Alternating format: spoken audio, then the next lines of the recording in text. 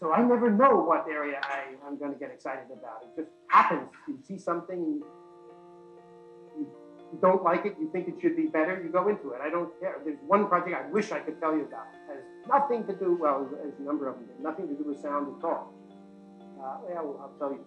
Don't tell anyone. I'll just tell you a peek at it. It has to do with automobiles, but absolutely nothing to do with sound.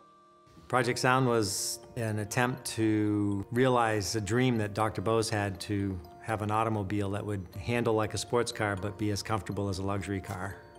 And so his vision was to do this with control systems and use computer algorithms to do intelligent things with the suspension instead of just using shocks and springs. I went in there and I started talking to him about the problem. I said, you know, this is really, really hard, which was, for me, code word for impossible. And he said, good.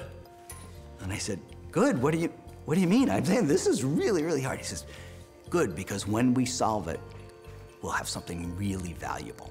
It was a really crazy idea, but when you saw demonstrations of it, or once I got to drive it, it was amazing, right? You could see, yes, there are real benefits to customers here.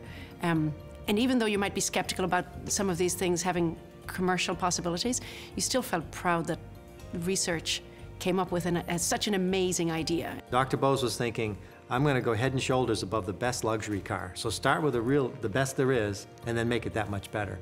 And I thought, why don't we also provide a really big benefit for people who are driving around in vehicles that have a terrible ride, like trucks. You can ask any truck driver. They've been on roads where that beat you up pretty good. You get out the end of the day, stretch out, hear your back just crack. What if we could downsize the technology to the point where we could just float the driver in a big commercial truck? There were a lot of steps along the way where we had to learn about the problem, the drivers. We had to be able to commercialize it in the way that is, make it small enough so it would fit, a lot of practical considerations. We had four drivers trial the prototype, and the feedback was over the top. I mean, they were just blown away. But one of these guys was an older gentleman who said that he could cancel his chiropractor appointments on the weekends because his back didn't bother him. We had people say they didn't have to spend a day on the couch recovering. They could play with the kids. I mean, this was a life-changing thing that we hadn't imagined. It's a nice, smooth ride, takes all the vibration out of the road.